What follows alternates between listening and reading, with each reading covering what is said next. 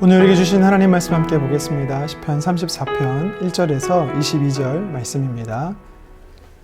내가 여호와를 항상 송축하며 내 입술로 항상 주를 찬양하리이다. 내 영혼이 여호와를 자랑하리니 공고한 자들이 이리 듣고 기뻐하리로다.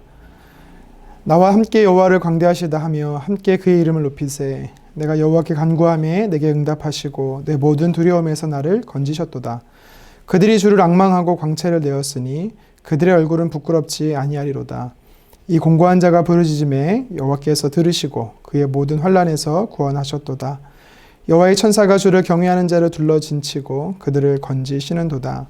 너희는 여호와의 선하심을 맛보아할지어다. 그에게 피하는 자는 복이 있도다. 너희 성도들아 여호와를 경외하라. 그를 경외하는 자에게는 부족함이 없도다. 젊은 사자는 궁핍하여 줄일지라도 여호와를 찾는 자는 모든 좋은 것에 부족함이 없으리로다. 너희 자녀들아 와서 내 말을 들으라. 내가 여호와를 경외하는 법을 너희에게 가르치리로다. 생명을 사모하고 연수를 사랑하여 복받기를 원하는 사람이 누구뇨? 내 혀를 악에서 금하며 내 입술을 거짓말에서 금할지어다. 악을 버리고 선을 행하며 화평을 찾아 따를지어다. 여호와의 눈은 의인을 향하시고 그의 귀는 그들의 부르짖음에 기울이시는도다. 여호와의 얼굴은 악을 행하는 자를 향하사 그들의 자취를 땅에서 끊으려 하시는도다. 의인이 부르짖음에 여호와께서 들으시고 그들의 모든 환난에서 건지셨도다. 여호와는 마음이 상한 자를 가까이 하시고 중심에 통회하는 자를 구원하시는도다. 의인은 고난이 많으나 여호와께서 그의 모든 고난에서 건지시는도다. 그의 모든 뼈를 보호하시며 그 중에서 하나도 꺾이지 아니하도다. 악이 악인을 죽일 것이라. 의인을 미워하는 자는 벌을 받으리로다. 여호와께서 그의 종들의 영혼을 속량하시나니 그에게 피하는 자는 다 벌을 받지 아니하리로다. 아멘. 본문을 가지고 은혜 입은 자라는 제목으로 말씀 증거하겠습니다. 여러분들은 낚시 좋아하시나요? 좋아하지 않더라도 주변 분들을 따라서 낚시해 본 경험이 있으실 텐데요. 저는 많지 않지만 10년 전에 서해바다에서 배를 타고 이 낚시 포인트의 지점에 가서 낚시를 했던 경험이 있습니다. 낚시를 손맛이라고 하죠. 선장님의 지시에 따라서 이 낚싯대를 위아래로 살짝 이렇게 흔들고 있는데 어느 순간 물고기가 미끼를 탁 물었을 때 이 낚싯대를 통해서 제 손에 오는 그 진동이요, 묵직함이 전달됐을 때는요, 뭔가 기분이 좋더라고요. 그리고 이제 한동안 물고기를 수면 위로 건지면서 치열한 이 씨름을 하는 동안에 수면 위로 물고기가 딱 올라오는 순간 뭔가 이룬 쾌감 같은 것이 느껴집니다. 이것이 그래서 이 맛 때문에 사람들이 낚시를 하지 않는가라는 생각이 들었습니다. 사람들은요, 오랜 기다림에 이 요동치는 파도의 위험도 다 견디는 이유가, 낚시를 좋아하는 분들은요, 바로 이 낚시의 맛 때문이다라고 이야기를 합니다. 여러분, 이 예수님을 믿는 하나님의 사람들, 예수님을 믿어서 하나님의 자녀된 우리들은요, 신앙생활에서도요, 이 맛이라는 게 있습니다.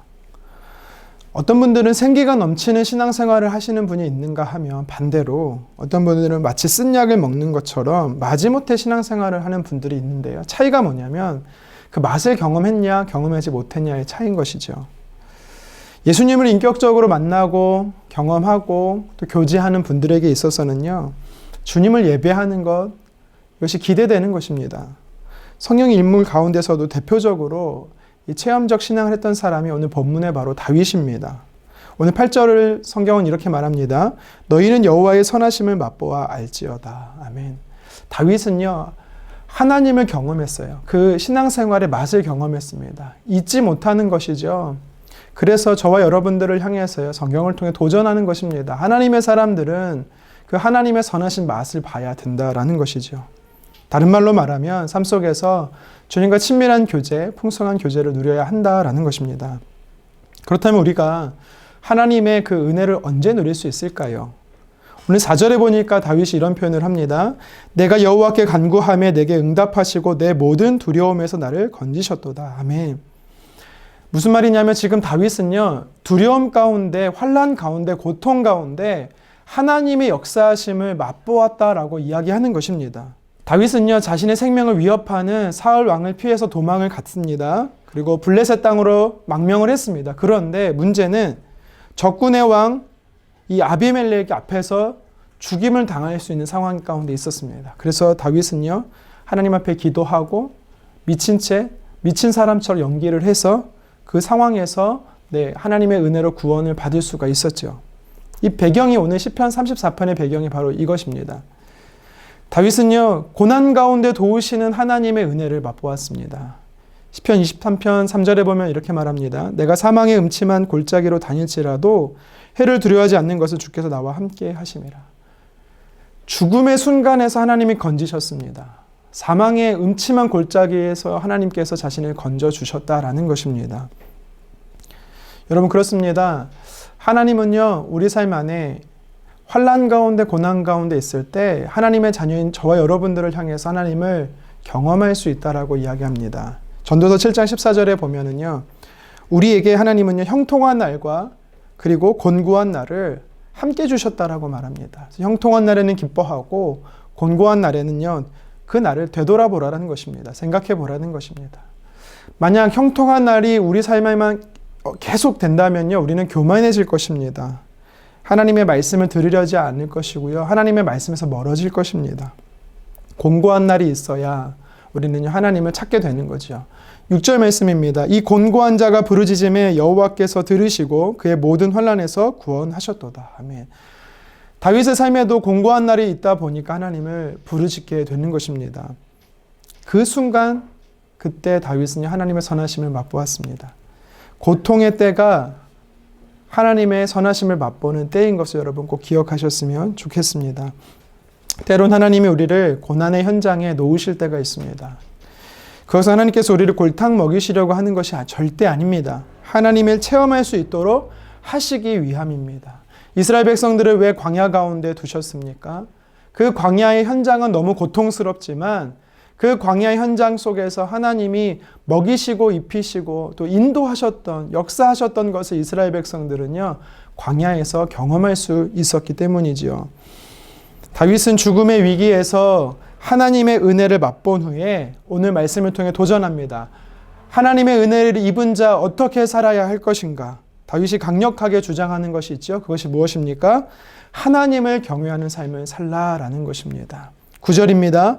너희 성도들아 여호와를 경외하라. 그를 경외하는 자에게는 부족함이 없도다. 아멘. 우리 삶에 부족함이 없게 하신다라는 것입니다. 그것은요, 풍족하게 하신다라는 것과 같은 의미입니다. 여러분, 내 삶에 부족함이 있습니까? 그렇다면 왜 하나님 내 삶에 채우지 않으십니까? 부족하게 하십니까? 불평을 우리가 먼저 토로하기에 앞서 내가 정말 하나님을 경외하는 사람인가를 점검해보는 저와 여러분 되었으면 좋겠습니다. 하나님께는요, 은혜가 풍성하시고요, 소망이 풍성하신 분이십니다.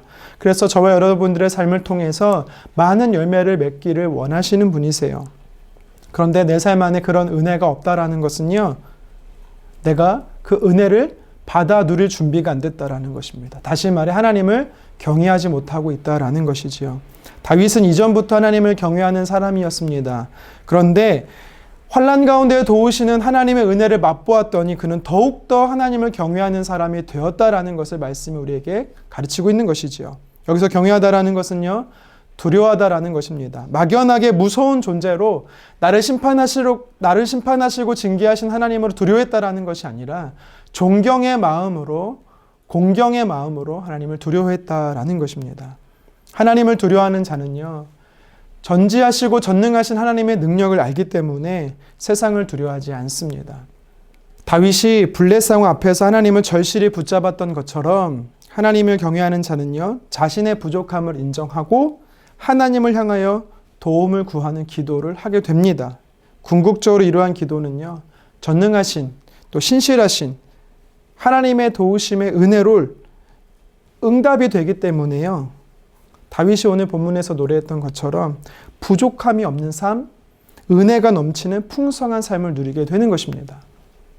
다윗은 하나님의 은혜를 또 하나님의 도우심을 맛보고 또 그 은혜 안에 거하는 자로서 살아가는 하나님의 사람들은요, 하나님을 당연히 경외해야 한다라고 이야기를 합니다. 자, 그렇다면 다윗이 오늘 본문을 통해서 은혜 입은 자로서 경외하는 삶을 살 때 구체적으로 이 하나님을 경외하는 삶이 무엇인지 다윗이 말하고 있는 것들을 몇 가지 살펴보겠습니다. 첫 번째는요, 축복의 언어를 사용하는 것입니다.